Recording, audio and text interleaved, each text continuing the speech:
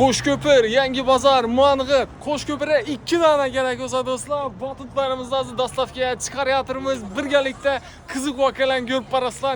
Like bosib reaksiyalarni bosib turinglar. Ketdik. Jumping va t-shirtlardan batutni laboga yukladik, yo'lga chiqdik. Birinchi manzilimiz Qo'shko'pir. Qo'shko'pirga bir vaqtning o'zida 2 dona batut tashishga uspet etishimiz kerak.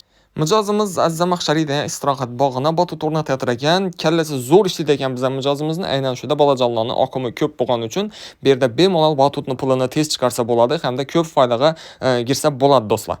Bu batutimizni razmeri 5x4lik va Marvel qahramonlari tasvirlangan bo'ladi. Batutni chishirgandan birinchi bo'lib o'zim uchib berishga qaror etdim. Lekin batutda gap yo'q, ichini o'yinchiqlari ham, balandliklari ham dim ajoyib ekan do'stlar. Klientimizdan shakardatib batutni pullarini sanab oldikdan intervyuni ham oldik. Qo'shko'pirli klientimizga aynan parka 13,5 million so'm 5x4lik batutimizni o'rnatib berdik. Bize internet orqali topib borib, gaplashib oldik. Arzon tushib berdi. 1 million, 1,5 million arzondan berdi. Shart ikkinchi batutimizni tashamaqqa chiqdi. G'azavod dehqon bozoridan 1 kilometr o'tgandan keyin bizlarga tashab ustavga ketib ketinglar dedilar. Akkalib o'rnatib berdik. Buni razmeri 10 futlik bo'ladi, ko'rtirsizlar. Bolajonlarni jalb etishina bo'lsa, bu batutni umuman gap yo'q do'stlar. Batutni egasi o'qituvchi ekan, uyinda kichkina ishining joyi bor ekan, va shashlik, morojnik sotadi ekan. Aynan shu batutni o'rnatdi. Fayzullohga rahmat, issinisi sovuqni sovuqtamay shu batutni ustonovga yetib yuriydi hamisha. 10 futlik bu jumping batutimizning narxi qiziq bo'lsa, ekranlaringizda o'rganchi Univermark'ning telefon nomerlari bor. Biza bo'lsa yana Univermark'ga qaytdik va 7 dan 20 minut o'tganda 2 dona katta va kichik batutimizni olib yo'lga chiqdik.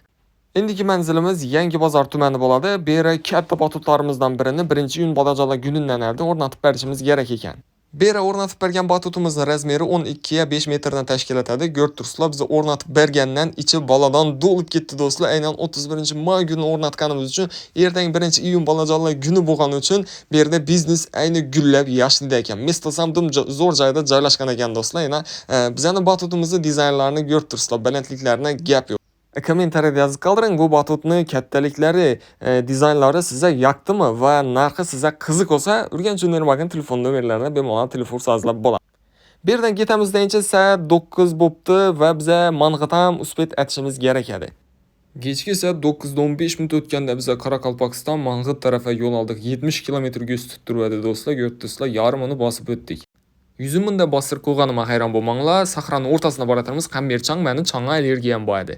Va nihoyat soat kechki 11:30da biz Mang'itga yetib keldik. Batutimizni o'rnatdik. 5x4lik batut bo'ladi do'stlar. Narxlari qiziq bo'lsa, pastda Urganch Univermark'ning telefon nomerlari bor. Bugungi sayohatimiz shunday deb yakunlandi. Batut biznesingizlar ham qiziq bo'lsa, bemalol bizlarga telefon sozlab bo'ladi.